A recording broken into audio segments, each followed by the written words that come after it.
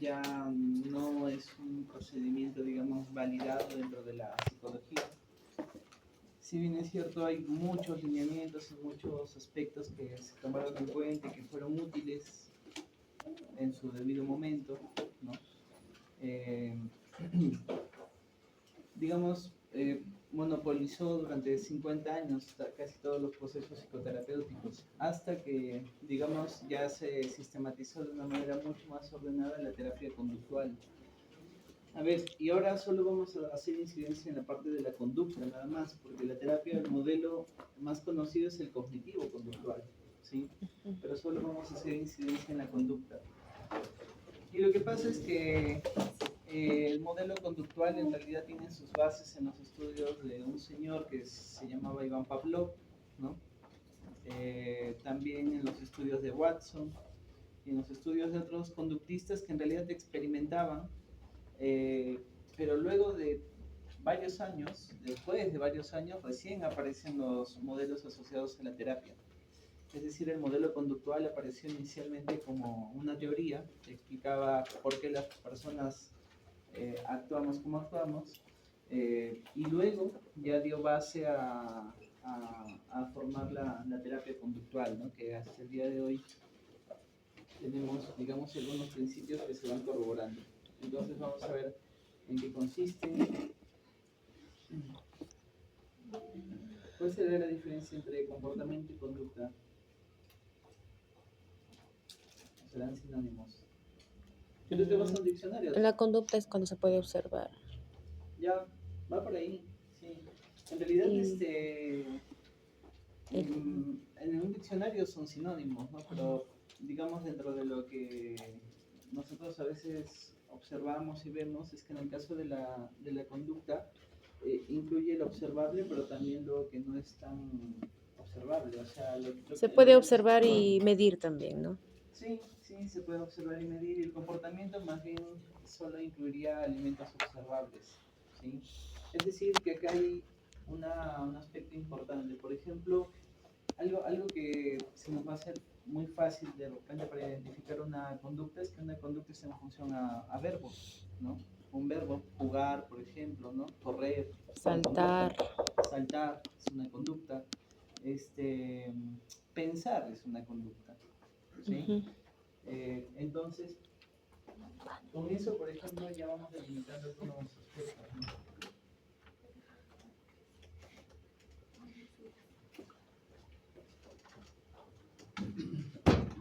Por ejemplo, hay una conducta que hoy en día se habla muchísimo, que es la rumia cognitiva.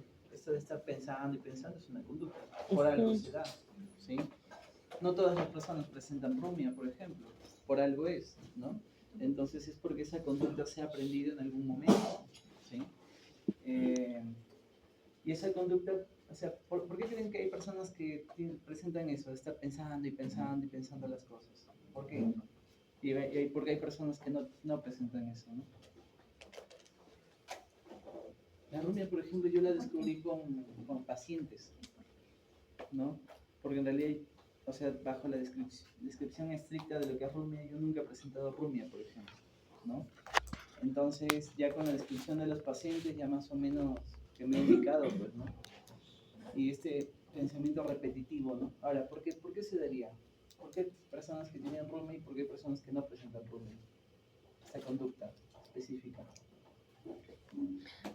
Lo que usted hace rato decía, tal vez me hace pensar que se aprende, quizás muchos hemos pasado por eso en nuestra niñez, que a veces la mamá te llama la atención por algo, ahorita, de que algo que no hiciste, no limpiaste tu cuarto, y después más tarde sigue con lo mismo, y más tarde sigue con lo mismo, entonces tú estás pensando en lo mismo, y creo que eso con el tiempo, esos eventos repetitivos con tu mamá, tal vez con tus hermanos, entonces te hace con el tiempo caer en la rumia, tal vez. Sí, eso es lo que... Miren, nosotros, a ver, voy a hacer una aclaración. En caso de psicoanálisis hemos visto unas 2, 3 horas de psicoanálisis a nivel teórico, pero es muy amplio, ¿no? Y en el caso del conductismo también lo que vamos a ver en este tiempo no es muy profundo, la verdad, ¿ya? Vamos a ver algunos aspectos generales, que es lo que nos permite la universidad con el tiempo, ¿no? En este caso. Y por ejemplo, variables disposicionales es lo que plantea su compañera, ¿no? Lo que en este caso predispone a la persona a tener algo, o sea, algo ha pasado en su vida En su que pasado, ha que siempre generado que recuerda. esto, que esta conducta se dé, ¿no? De alguna manera, ¿sí? Entonces son experiencias, efectivamente, ¿no? Ahora, hay una regla especial, ¿ya? En el conductismo todo es ideográfico, es decir, si puede haber 40 personas con rumia cognitiva, no se originen las 40 de la misma manera, ¿ya? Cada análisis es muy diferente, ¿sí? Cada uno va a tener sus propios reforzadores, va a tener sus propios estímulos, etcétera, pues, ¿no? Por ejemplo, yo veía un caso de una mujer que tenía eh, un tema de ansiedad bastante fuerte y relacionado a las enfermedades, ¿no? Incluso hay un trastorno en DSM que se llama ansiedad por enfermedad, ¿sí? Lo que previamente se denominaba la hipocondría, ¿sí? Entonces ya más o menos tienen una referencia de lo que es la ansiedad por enfermedad, tener una preocupación constante de que te vas a enfermar, ¿sí? Entonces, esa preocupación constante se traduce justamente a estar pensando continuamente de que tienes una enfermedad, ¿sí? ¿Cómo se da? Por ejemplo, una persona que dice cosas como, no sé, tú le cuentas, ¿sabes qué? Me está doliendo mucho la garganta, ¿no? Y aparte, eh, tengo dolor de cabeza por ratos, no sé, y creo que ya me contagié, creo que tengo una enfermedad.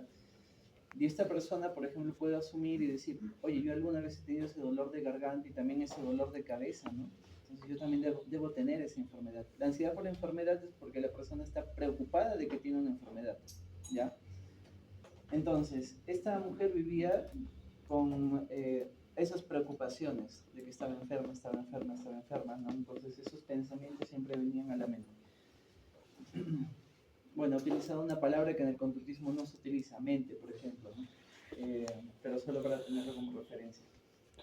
Entonces, eh, por, incluso había situaciones que eran bien curiosas, porque por ejemplo a veces estaba sana, o sea, no tenía, digamos, ningún síntoma o no tenía dificultades, y eso también la preocupaba. ¿Por qué creen que la preocupaba? El no tener síntomas, por ejemplo. Porque hay enfermedades que supuestamente no te dan síntomas, pero de frente bota algo crónico, ¿no? Claro, ella decía, pero de repente tengo un cáncer, el cáncer es silencioso. Entonces, tenía síntomas o no tenía síntomas, igual estaba preocupado, por ejemplo, ¿sí? Profesor, disculpe. Y regresando a la rumia, basado en su experiencia, sus pacientes que tenían esto, ¿en qué porcentaje mejoraban? ¿Y nos podría dar un ejemplo de cómo trató a algún paciente la rumia? A ver, lo que ocurre es que en el caso de la rumia, y bueno, nos adelantamos un poco ya para la parte de la intervención, por ejemplo, en esta paciente, ¿no? Su rumia era, estoy enferma, o sea, por ejemplo, me podía pasar toda una noche cuando no había síntomas, toda una noche pensando en que tenía cáncer, por ejemplo. Entonces, llevaba una conducta adicional, ir al celular y buscar qué tipo de cáncer son asintomáticos, ¿no? Por ejemplo, ¿no? Entonces, empezaba a ver eso y, por ejemplo, no sé, le salía cáncer, eh, no sé, cáncer a la sangre, por ejemplo, ¿no? Entonces de repente había una descripción muy general en internet que decía el cáncer a la sangre al inicio no origina ningún síntoma y aparece de manera repentina. Entonces ese tipo de descripciones ya la arruinaba por completo, ¿no? Entonces empezaba a pensar y decía, ah, claro, y en ese texto decía que las personas con cáncer a la sangre se les adormece, no sé, voy a inventar, se les adormece mucho las extremidades, por ejemplo, no sé.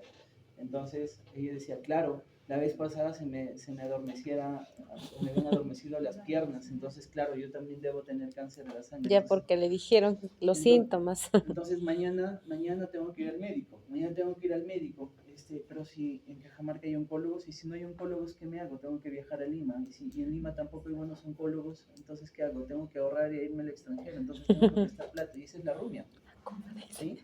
La rumia es así. Algo constante, pero que siente que no lo puede resolver en todo caso. Claro, ¿No? o sea, lo que pasa es que hay una rumia que inicialmente es productiva. Profesora, en entonces, algún momento, ¿no? la rumia es algo que la persona siempre está pensando y no lo puede superar. O, De que se puede trabajar terapéuticamente, se trabaja terapéuticamente, ¿no? Pero lo que pasa es que estaba poniendo en contexto este caso,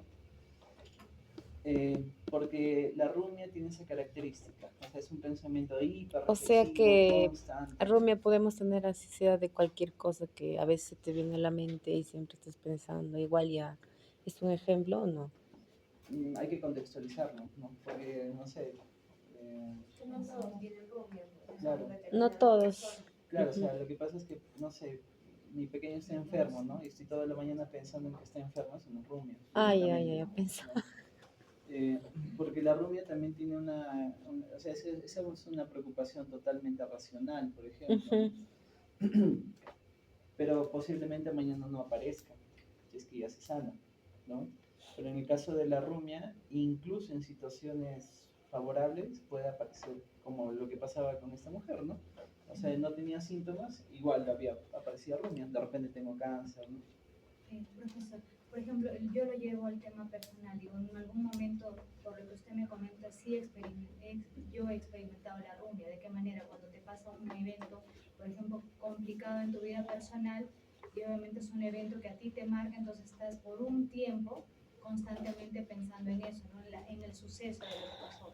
Eso es para mí la rumia, O en lo que podría pasar, ¿no? Claro. Que obviamente, Sí. o sea, no ha quedado, digamos, en el tiempo, sino en ese momento, porque fue un momento que a mí me dolió, que me marcó, ¿no?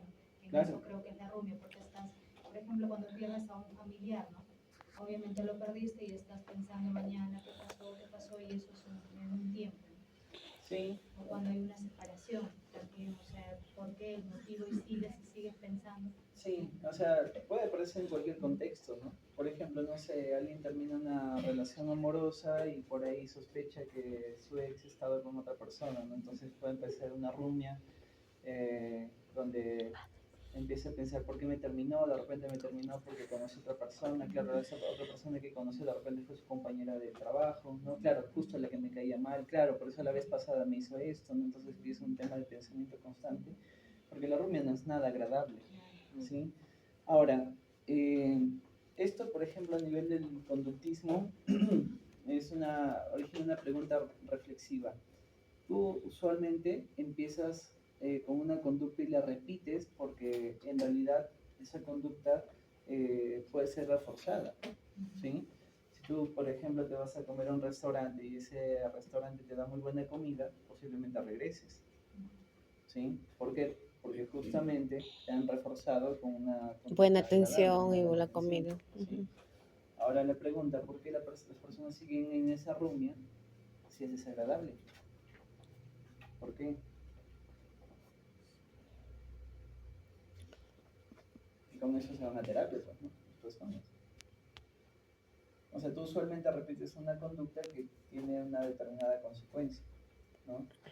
Eh, por ejemplo, hay personas que se van a tomar, ¿no? Sabiendo que las consecuencias al mediano plazo puede ser una resaca que no es nada agradable, pero igual se van a tomar, ¿no?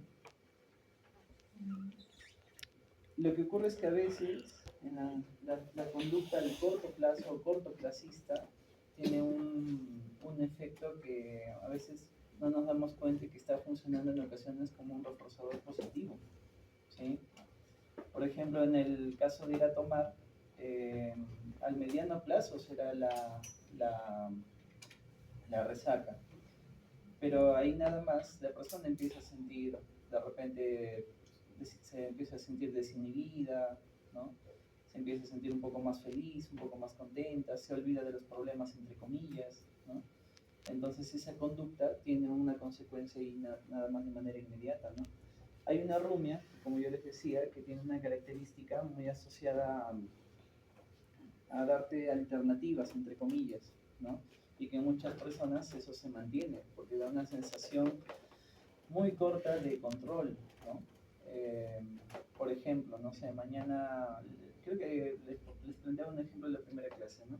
Mañana yo tengo una exposición y empiezo a pensar en un A montón de tener panoramas miedo, a los desagradables, nervios. ¿sí? Pero esos panoramas desagradables ya tienen un montón de respuestas ante situaciones, ¿no? Si la profesora o el profesor está mal, ya sé qué puedo hacer, por ejemplo, ¿no? Si está de mal humor, le llevo un café.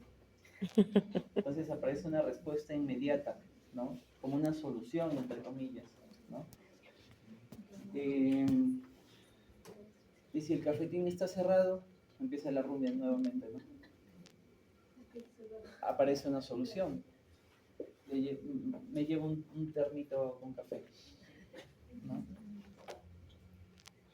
Y si no le gusta el café, La Valeria no sé si te mejor le llevo un se hizo termito grabar con agua y video llevo podcast filtrante ese café en la que él ruta. escoja, ¿Te acuerdas de la profesora Valeria? ¿no? Pero tengo que llevar el agua bien caliente, entonces me voy a levantar bien temprano, porque si lo dejo en la noche en el termo de repente por ahí se enfría un poco, entonces tengo que levantarme más temprano. ¿Qué hago para levantarme más temprano? Y si no me despierto, Poner la rumia, alarma. pongo alarmas, ¿no? Entonces, a veces aparecen respuestas, ¿no? Que dan una sensación de control, ¿no? Si simplemente tienes una Respuestas que dan exposición, una solución, ¿no? una solución de un panorama que quizás ni se va a dar, Ah, ya. ¿no? Eso es lo que pasa con la rumia. Entonces, ¿qué ocurre? Que cuando uno ya identifica la rumia, como toda conducta, se tiene que identificar en qué momentos aparece, cuándo aparece, si hay desencadenantes, ¿no? Con una paciente, por ejemplo, ella misma se va dando cuenta que una palabra clave dentro de su rumia es el y si, ¿no? Y si pasa esto, y si pasa aquello. Entonces, ya va identificando de repente algunos patrones conductuales dentro de esa conducta asociada a la rumia. Entonces son los primeros pasos, ¿no? Luego de eso, que empiece a identificar esas rumias, en ocasiones, por ejemplo, hay estrategias asociadas a que la persona puede empezar a rumiar de manera voluntaria, ¿no? Y esto es por principios conductuales que les voy a explicar luego, ¿no? Es decir, no sé, tú una tarde, durante unos 3 minutos, empieza a rumiar de manera voluntaria y con un montón de panoramas desfavorables, por ejemplo, ¿no? En algunas ocasiones. Eso es un principio conductual, por ejemplo, y está muy asociado a ya prácticas basadas en evidencia, ¿no? Se ha demostrado que eso sirve en ambientes controlados, ojo, ¿no? O sea, de acá no ustedes no vayan a aplicar esta estrategia porque no se las rumian ustedes, ¿no? Habría que analizarlas. Por eso les digo, no se puede hacer una evaluación general. Es como que un médico en clase diga, a todos los que les duele algo, tomen su paracetamol y ya está, ¿no? Pero no, pues, porque si de repente hay personas que son alérgicas o algo por el estilo, ¿no? Entonces tengan mucho cuidado. Entonces, todas las técnicas que yo voy a ir explicando, les voy a plantear, si tienen alguna situación, no las apliquen en sus contextos si es que no han hecho un análisis previo, ¿no? Y hay algo que se llama desmantelamiento de la rumia, en donde justamente la persona puede empezar a determinar cuáles son los disparadores de la rumia, ¿no? Cuáles son los pensamientos que aparecen. En algunos casos se pueden identificar pensamientos irracionales asociados de repente a algo que no es muy agradable, ¿no? Y básicamente se le enseña a la persona a pensar de manera mucho más racional, ¿no? En algunos aspectos, ¿no? Porque hay personas que, por ejemplo, podrían decir, no, mañana me va a ir muy mal, ¿no? Y eso me tiene muy tenso, por ejemplo, te puede decir un individuo, pero en realidad que te vaya mal en la vida, pues no, o te vaya mal en un examen o lo que sea, pues te será desagradable, pero no es el fin del mundo, pues no se acaba tu vida con eso, ¿no? Claro, es un evento, ¿no? Profesor, disculpe, entonces, por ejemplo, yo como lo estoy entendiendo, digo, la rumia, de alguna manera todos tenemos ese tema de la rumia, tanto puede ser en eventos negativos más marcados, pero también en momentos positivos, ¿no? Pero creo que ya se genera o se vuelve un problema, por ejemplo, en este caso para terapia, cuando tú no te das cuenta que hay temas que tú no tienes control y dejas de pensar en eso. Claro. Porque hasta un momento, por ejemplo, yo sí he experimentado, como le digo, en algún momento, la rumia en mi vida personal, pero que he sabido de alguna manera tener el control. Oye, de esto sí tengo control y voy a buscar una solución, porque está en mí, de esto no.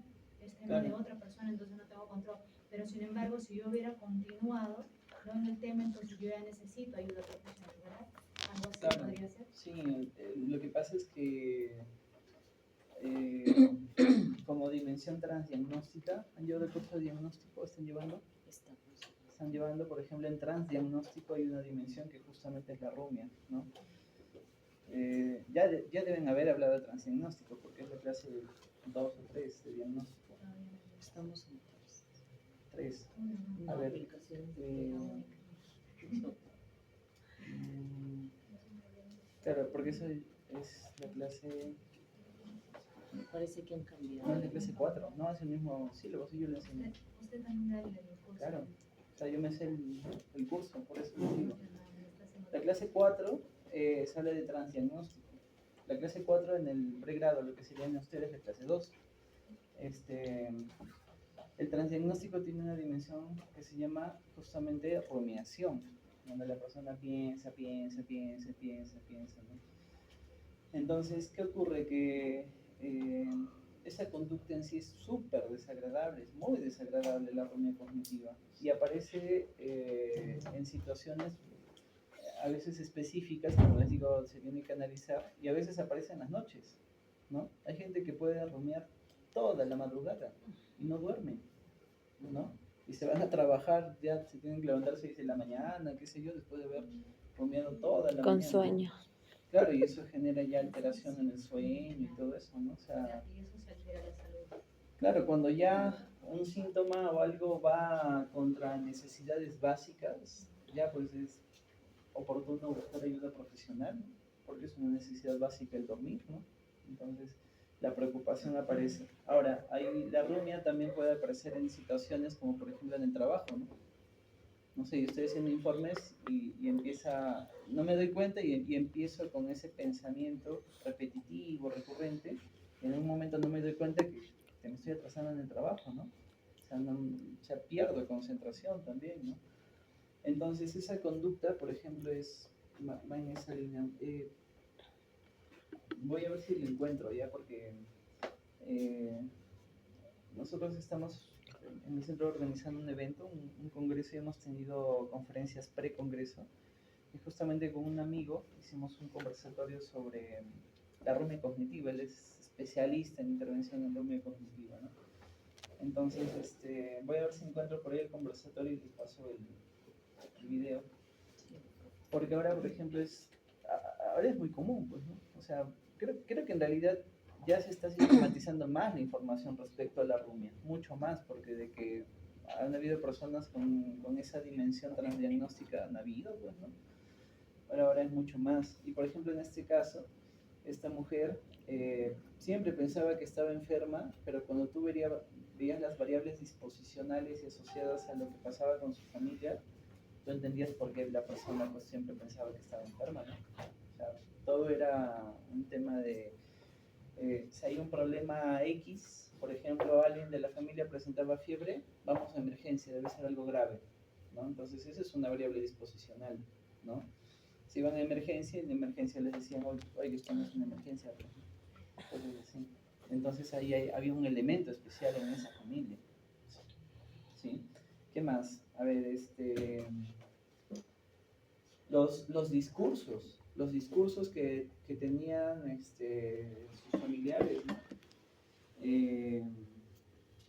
No sé, por ejemplo, una tía, ¿no? Estaban conversando con la tía, digamos, y, a ver, voy a inventar una situación, ¿no? Pero que es un poco asociada al caso. No sé, que la paciente haya dicho, uy, se me adormeció la pierna, ¿no? Nuevamente, ¿no? Y la tía ya empezaba con un discurso, uy, ten cuidado, porque eso puede ser algo en la sangre, ¿no? No estaría de más que te hagas ver, ¿no? Entonces, esos discursos reforzaban la idea de que estoy enferma, estoy enferma, estoy enferma. Todo Se es quedaba en la enfermedad. mente con Sí, eso. todo es enfermedad, ¿sí? Entonces, miren, estamos analizando una conducta. ¿Cómo es, no? Una conducta que en realidad, ¿cómo se puede dar, no? Claro, profesor, entonces ahí podríamos asociar que, por ejemplo, la rumia también va un poco asociada a los miedos. Le comento un caso. Yo tengo a mi hijo mayor que tenía problemas, nació prematuro, se desarrolló varios problemas por el tema de su nacimiento, ¿no? Pero ya obviamente pasados los 3 años superó los problemas pero yo vivía con mi mamá fue a apoyarme cuando nació mi primer hijo. Y entonces ella se ha quedado con ese chip que mi hijo está mal en la cabeza y cada vez que te presenta cualquier síntoma, pero debe ser esto, llévalo. Es más, una vez yo salí de viaje por un tema de trabajo y yo me encuentro que ya lo había medicado y ella era su médico, ¿no? Le compró toda la medicina que a su pediatra le daba, entonces no, porque yo estoy segura que después de eso ella tenía el paso a paso que iba a pasar, ¿no? Por el miedo, el temor a lo que había pasado por un tiempo prolongado, ¿no? Claro, o sea, ya las experiencias, o sea, marcan, eso son variables disposicionales, ¿no? Todos tenemos variables disposicionales en nuestra vida que pueden desencadenar una conducta específica, ¿no? Eh, ustedes, por ejemplo, la manera en cómo se comportan, o sea, es por algo, ¿no? Por ejemplo, hay personas que tienen, a ver, miedo a interactuar con otras personas, por ejemplo, ¿no? Ese miedo es aprendido, ¿no? Y algo que ocurre en el conductismo es que se asume que toda conducta se aprende, ¿sí? Exceptuando conductas asociadas a necesidades básicas o a temas de instintos, ¿sí? Que en realidad son necesarias y son evolutivas, ¿no? Por ejemplo, ¿cuál puede ser una conducta reflejo en este caso? Una conducta reflejo que es necesaria para nuestra supervivencia. Cuando nacemos, ¿no? Tenemos una conducta reflejo, nadie nos enseña. Tú acercas a un bebé algo específicamente y automáticamente va a succionar, ¿sí? Y justamente esa conducta reflejo sirve para que se alimente, pues, ¿no? ¿Sí? Nadie le enseña y eso es inherente en nosotros, ¿sí? Nace un bebé, lo acercas al pecho de la mamá y automáticamente va a empezar a succionar, ¿sí? Eso es inherente, ¿ya? Eso es una conducta reflejo. Por ejemplo, ¿ustedes asumirían una conducta que no sea aprendida? No. Creo que sí les planteaba esa pregunta en un momento, no sé. ¿Qué conducta puede ser no aprendida? Que no tenga que ver con necesidades básicas y con reflejos. El dormir. Es una necesidad básica el dormir. Como comer, por ejemplo, ¿no? Una necesidad básica. Si no comemos, nos vamos a morir.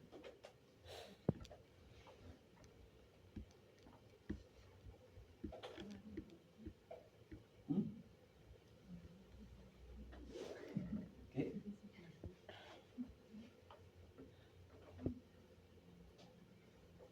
Claro, conductas inherentes que no son aprendidas, respirar, por ejemplo,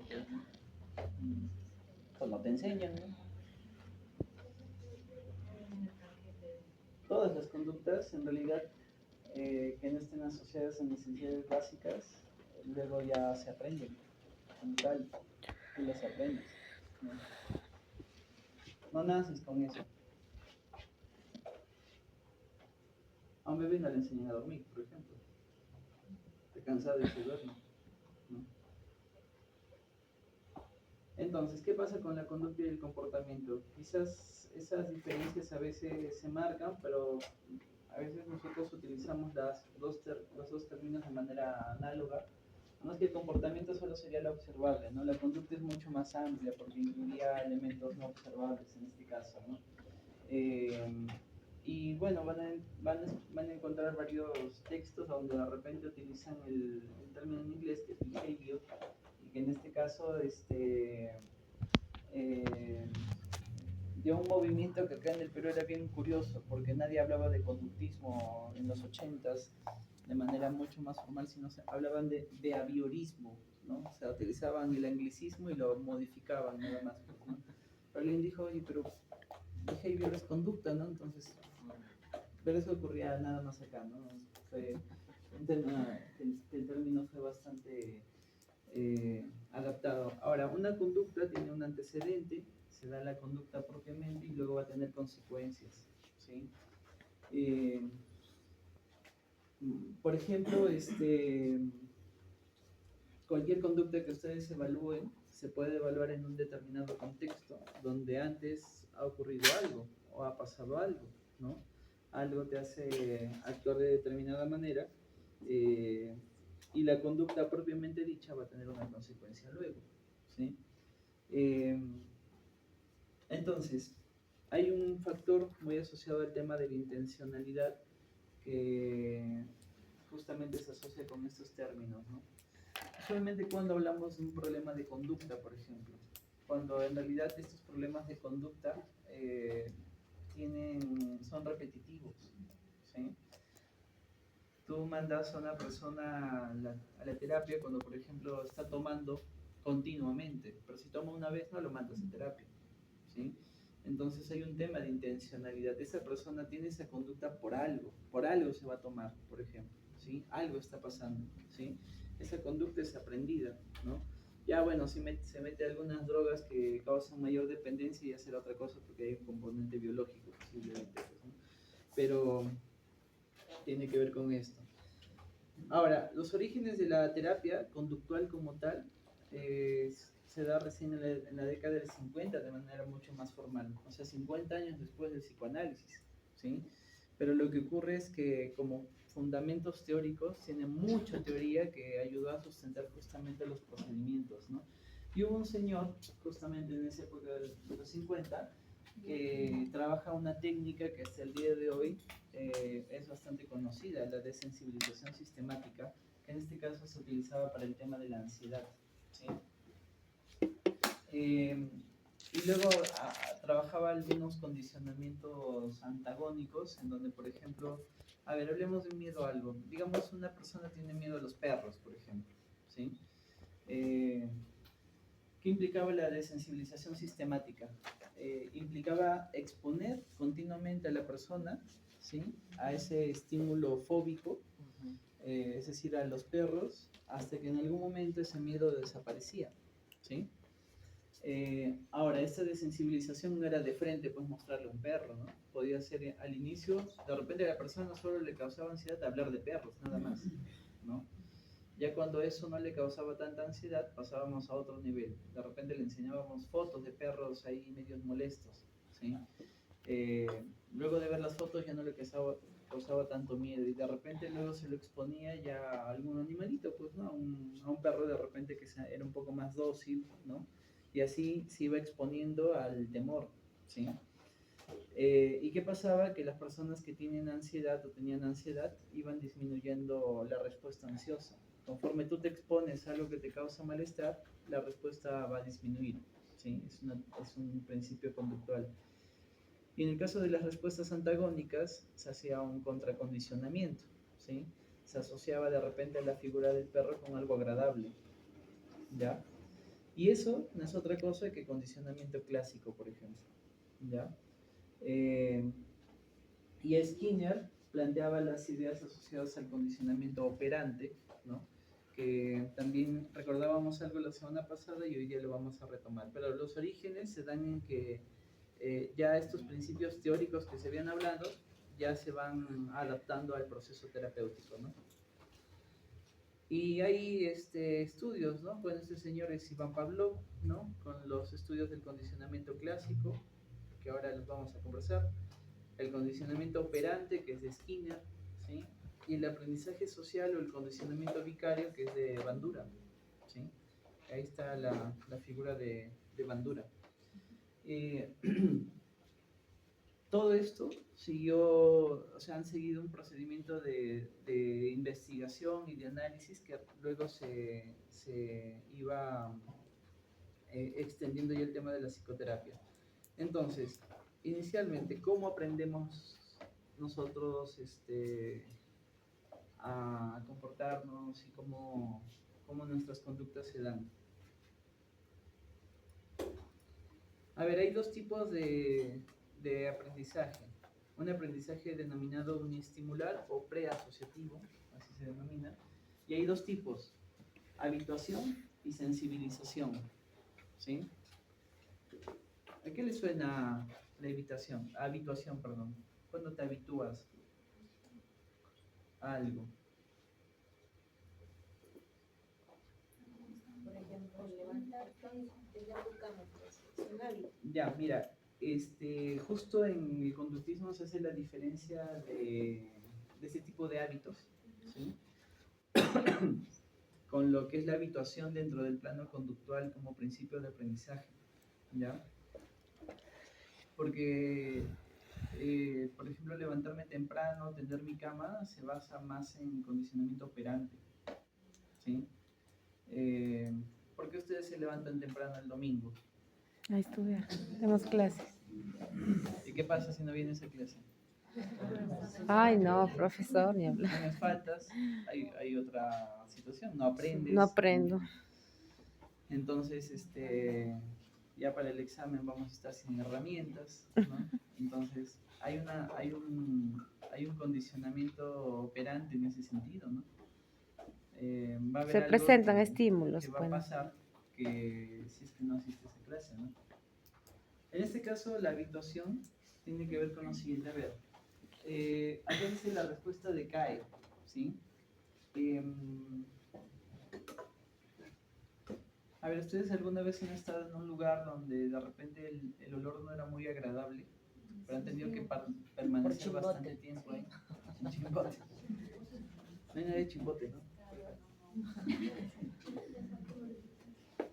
Sí, Chimbote huele muy agradable. Pero por ejemplo, es posible que ahí se hayan habituado. ¿Sí? Claro. Los que viven ahí. Claro. No, pero incluso nosotros. En algún momento de repente nos podemos habituar. Si tú, por ejemplo, te mantienes en Chipotle unas 3, 4 horas, posiblemente te habitúes. Sí, es verdad. ¿Sí? ¿Les ha pasado? Sí. Lo que pasa es que estos dos principios preasociativos no es algo que nosotros aprendamos y suelen estar dados por más que todo por estímulos incondicionados, ¿ya? Y que va a originar respuestas incondicionadas, es decir, no aprendidas, ¿ya? Por ejemplo, tú te vas a Chimbote y el percibir ese olor no es algo que tú aprendas y digas, este olor es feo, no me agrada, no es algo así aprendido, o sea, tú de repente, digamos, una persona que no haya estado expuesta a malos olores, de repente se va y lo percibe como algo desagradable, ¿sí? ¿Les ha pasado con las comidas en algún momento? También. Entonces, ¿qué pasa? Este aprendizaje preasociativo suele darse con Estímulos. estímulos incondicionados, ¿sí? Que originan respuestas incondicionadas, no aprendidas, ¿sí? En el caso de la habituación, la respuesta en este caso es que yo voy y me origina de repente el olor fuerte me origina una sensación desagradable, ¿sí? Esa es mi respuesta. Pero si yo estoy bastante tiempo ahí, posiblemente la respuesta decaiga, ¿sí? Eso es habituación, ¿ya? Esto es importante porque estos términos van a aparecer cuando hablemos de la parte psicoterapéutica, ¿ya? A ver, mejor lo planteo y lo voy a repetir cuando hablemos de la parte psicoterapéutica. Por ejemplo, en el caso de la habituación, lo podemos ver cuando trabajamos con personas que tienen ansiedad, justamente, ¿sí? ¿Cómo te habitúas? Algo que te genere malestar.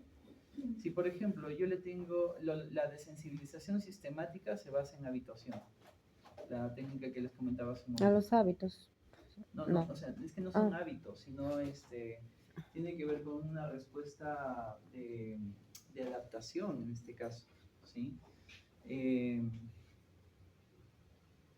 A ver, Adaptación, por ejemplo, las personas de la sierra que vayan por una temporada, por decir, a lugares cálidos, al inicio te va a chocar bastante. ajá, Con el tiempo, prácticamente ya, justamente te habitúas en este caso al claro, tiempo. tienes que habituarte o No sientes tanto ese calor, por decir. claro, la habituación se tiene que dar, ¿no? O sea, de todas maneras, ¿no? Si no, vamos a estar muy incómodos, ¿sí? A ver, por ejemplo, digamos yo soy un paciente que tiene esta ansiedad social, esta fobia social, ¿sí? ¿Qué va a pasar? Que mi tratamiento, mi psicoterapeuta posiblemente a mí me sugiera que me exponga gradualmente a aquello que me causa ansiedad. ¿Qué va a originar a eso? que yo me exponga gradualmente a aquello que me causa ansiedad. De a poco. Y va a disminuir su ansiedad Y, posiblemente. claro, la respuesta de ansiedad decae porque yo me estoy habituando, ¿sí?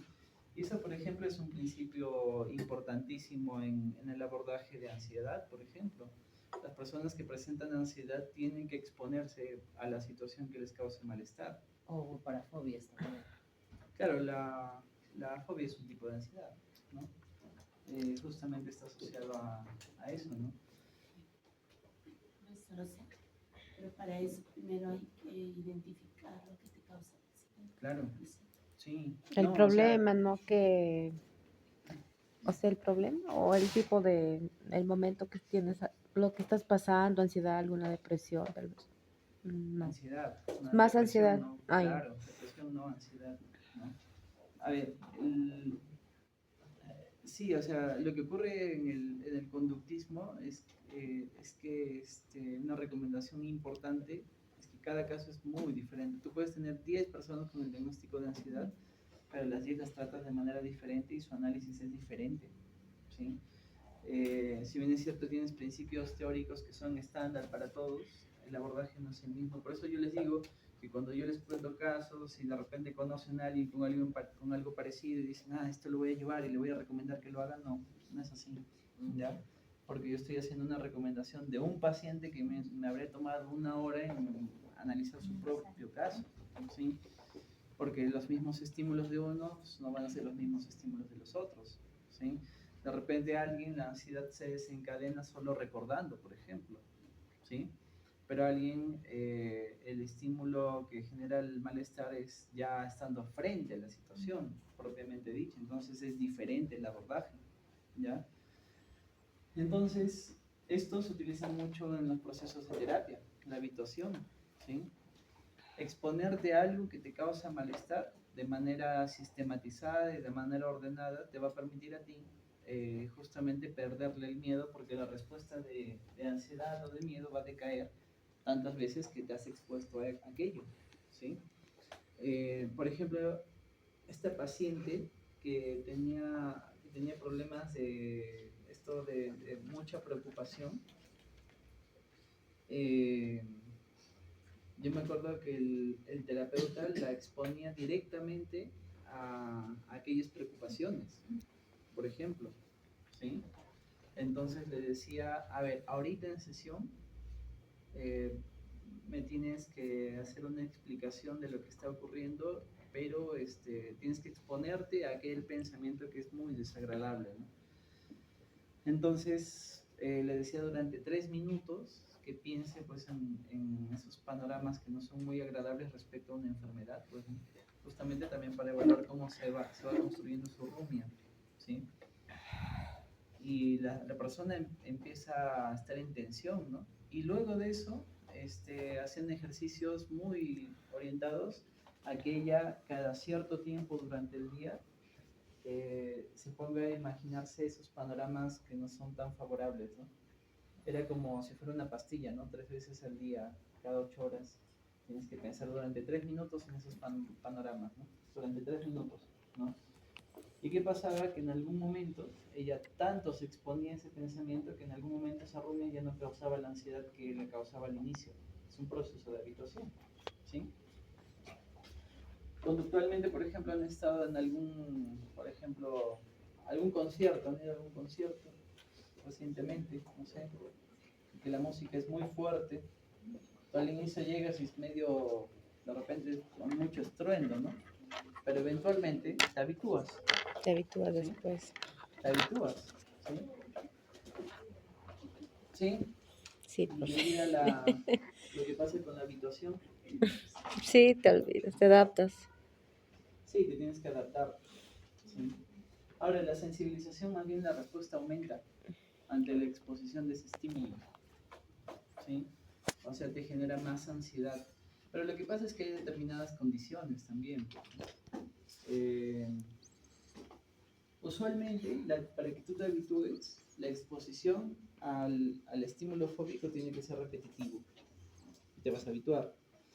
En la sensibilización, la exposición a veces no es continua, sino de repente cada cierto tiempo.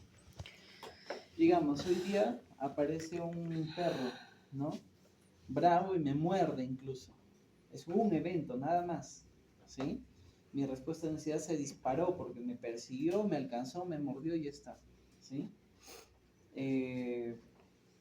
La siguiente vez, de repente pasan 3, 4 días y como Cajamarca estamos con un montón de perros callejeros, por ahí me cruzo con otro, tan mala suerte que me cruzo con otro perro bravo que también me muerde después de corretearme, ¿sí? La respuesta de ansiedad no va a bajar, más bien ahí va a aumentar, ¿sí? Entonces ese es un proceso de sensibilización. Está causando dolor. Claro, es que también depende mucho de la intensidad, ¿ya? No hay necesidad que a mí, por ejemplo, 10, 15 perros me hayan mordido para tenerle miedo a los perros. Claro, y por ejemplo es eso, ¿no? O sea, si 15 perros me muerden, no significa que me voy a habituar, ¿no? En este caso, Ya. voy a decir, ah, ya, bacán, no estoy habituado, ya, ¿no? A este perro ya no. Un perro más, un perro menos. Claro. Acá la habituación tiene que ser algo continuo, ¿sí? Y usualmente la intensidad no es tan fuerte. Acá en la sensibilización no es tan continuo y el evento puede ser muy fuerte, ¿no? Es por eso que gente con un evento ya se condiciona. No sé si les ha pasado. Te ha pasado una situación no muy agradable una vez nada más en la vida y ya uno está condicionado, ¿sí? Más bien en la sensibilización la respuesta aumenta. En este caso la ansiedad aumenta cada vez que hay ese estímulo, ¿sí? Por ejemplo, profesor, de sensibilización. A ver, lo del perro, ¿qué más? Hay un niño que lo mordió una abejita. Y, por ejemplo, ahora las abejas no tienen miedo. O sea, ve una abeja de lejos y se va por otro lado. Podría. Ya. Puede ser bueno, Lo del cuando hay niño una alto. persona que no te, como decimos, no te cae, y cada vez que la ves, no la ves seguido, pero cuando tú la ves, o sea, como dices, el cuerpo se escarapela cada vez que la veo, porque alguna vez me hizo algo, ¿no? Puede ser, sí, puede ser. No te habitúas ahí. Claro, No te cae, pues, Te profesor. causa cólera. Cada vez que la ves, la cólera no es que baje. O sea, si la ves todos los días, la cólera no baja, de repente aumenta. Claro, es un proceso de sensibilización, ¿sí? Nosotros, por ejemplo, para nosotros ha sido muy gráfico que nos hayan puesto acá en estos módulos que han creado, porque sí les comenté, ¿no? Que es un pabellón G, que le han dado a psicología, ¿no? Y es terrible, pues, ese pabellón, ¿no? Porque, o esos módulos, ¿no? O el almacén, como nosotros ya le decimos, ¿no? Pues pensábamos que eran almacenes de medicina, ¿no? A ver, porque yo les comento, ese salón es la mitad de esto, ¿no? Y al mediodía hace mucho calor, ¿ya? Si bien es cierto, hay 4 ventiladores. Los ventiladores pues no son muy nuevos, que digamos, y los motores, o sea, suena mucho el motor. Entonces, si cerramos todo el salón, hace mucho calor, encendemos los ventiladores y no podemos escuchar, ¿sí? Entonces, es una de dos, o nos morimos de calor, o no escuchamos la clase. O salen afónicos porque tienen que hablar fuerte, creo yo. Claro, o sea, los profesores que enseñamos ahí todos estamos con un proceso en la garganta que no estamos mejorando y eso le hemos expuesto a la universidad. Pero a lo de sensibilización voy a lo siguiente, ¿ya? ¿Qué pasa? En la semana, a las 11 de la mañana más o menos, los de servicio de atención a los estudiantes se han cogido que en el Boulevard invitan a gente de gimnasios, ¿no? Para hacer activaciones, ¿ya? Entonces ponen parlantes, ¿sí? Ponen parlantes y aparece un tipo del gimnasio, invita a los chicos, pues no, a ver chicos, ¿quiénes quieren ganarse un vale de descuento para no sé qué cosas, ¿no? Y hacen ejercicio y cosas así, ¿no? Pero está frente a nosotros, ¿sí? Entonces, ¿qué pasa? La primera vez que pusieron los parlantes, la primera semana, todos estábamos bastante incómodos porque, o sea, el ruido es bastante fuerte, está frente a nosotros justamente. Y el ruido es incómodo. Es incómodo, entonces nos genera mucha incomodidad, ¿no? ¿Y qué pasa? Que eso lo están haciendo diario, ¿ya? Pero yo tengo clase ahí los miércoles y los viernes, ¿sí? Entonces, ¿qué pasa? Yo estoy en un proceso de sensibilización. Sensibilización, la respuesta aumenta. Mi respuesta de aversión a eso Y siempre se aumenta. encuentra con ese. Claro, porque no es todos los días y es muy intenso cuando se da, ¿sí? Eh, si no, habría ocurrido en este caso lo opuesto, ¿no? Si habría sido todos los días. No sé si a ustedes les ha ocurrido que de repente hay una música de fondo, como ocurre en los centros comerciales, y en un momento no te percatas, más allá de que tú te des cuenta y digas, ah, claro, se está escuchando una canción, ¿no? Y que siempre la repiten, ¿no? Eso pasa en los centros comerciales, ¿sí? A menos que tú en algún momento, te pongas a pensar ese rato y digas, espérate, claro, se está escuchando una canción, pero de repente al inicio, no sé si se dan cuenta que casi siempre hay música en centros comerciales, pues, ¿no? ¿Sí? En algún momento nos hemos habituado. En este caso, la sensibilización, la respuesta aumenta, ¿sí? Entonces, en algunos casos hay que analizar, se puede dar un proceso de sensibilización y en algunos casos un proceso de habituación, ¿sí? ¿Por qué? Porque los chicos, por ejemplo, como ahí hay mesitas, yo siempre veo a unos chicos de la carrera, por eso los identifico, que siempre se ponen a trabajar en esa mesita y esas horas. Ellos están habituados, por ejemplo, ¿no? Ya que hagan bulla al frente de ellos mientras están conversando o haciendo algún trabajo, no les afecta. Para mí sí me afecta. ¿Por qué? Porque ellos todos los días están trabajando ahí. Pero yo no, pues, ¿sí? Entonces esa es la Tiene diferencia. sensibilización. Claro, en Proceso. este caso mi respuesta de ansiedad aumenta. O perdón, de aversión, ¿no? Este es el aprendizaje preasociativo. Uniestimular, porque solo hay un estímulo y directamente genera la respuesta. Ahora vamos al aprendizaje asociativo. Ya casi vemos a Pavlov y a los tipos de condicionamiento.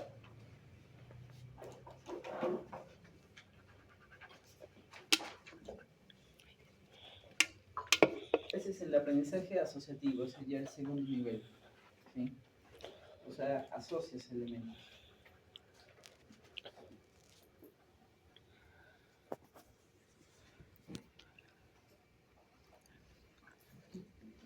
Antes de pasar eso, por ejemplo, lo que mencioné anteriormente de habituarse, puede suceder con un estudiante de que en su casa está acostumbrada a que le grite, siempre la mamá le grita. Entonces, llega al colegio y como el profesor no le va a gritar, de repente busca a él mismo con sus cositas que le grite, o como que lo está provocando.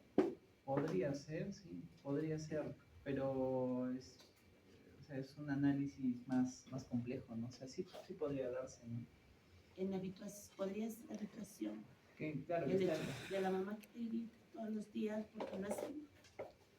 claro, sí, ahí en los procesos de habituación, por ejemplo, al inicio, de repente este chico, por ejemplo, ¿no? La mamá le dice, limpia tu cuarto, ¿no?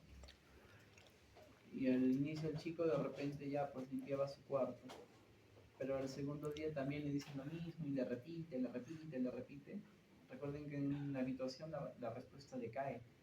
De repente en algún momento tanto le dice que ya no le hace caso. ¿Sí? La sensibilización, ¿cómo sería en ese caso? Cuando el chico más bien su respuesta de miedo ante la mamá aumenta. Cuando la mamá, por ejemplo, cambia el estímulo de intensidad de repente, ¿no? Le dice, limpia tu cuarto, pero en un momento cambia de intensidad y se va con un palo y lo masacra a golpes, por ejemplo. ¿Por qué les causa gracia eso? Lo masacra a golpes. Está interesante ese estímulo, ¿eh? No vas a ver. Un palo y lo masacra a golpes. Ah, ya, se están habituando. preguntando ya. Repito el chiste y ya no hay la misma respuesta. Claro, ese es el principio de habituación. ¿Sí? La masacra con un palo. Ya nadie- Excelente ejercicio de habituación. Claro, si la mamá se va y lo masacra a golpes, su ansiedad ¡pum!, se va a disparar, ¿no? La mamá de repente no lo hace el día siguiente, ni al día siguiente, ni al día siguiente, pero en un momento nuevamente con mucha intensidad se va y lo muele a golpes, ¡pum!, se va a disparar su ansiedad, aumenta su respuesta. ¿Sí? Pero si le grita de la misma manera todos los días, de manera continua, de repente ya va bajando y ya se habitúa. A ver, la palabra es habituar, porque a veces uno diría se acostumbra, ¿ya? Pero en el conductismo siempre se utilizan los términos formales, ¿no?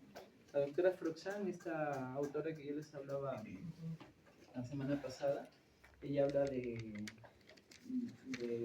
hace una explicación de cuál es la diferencia, es un artículo científico, la diferencia entre acostumbrarse y habituarse.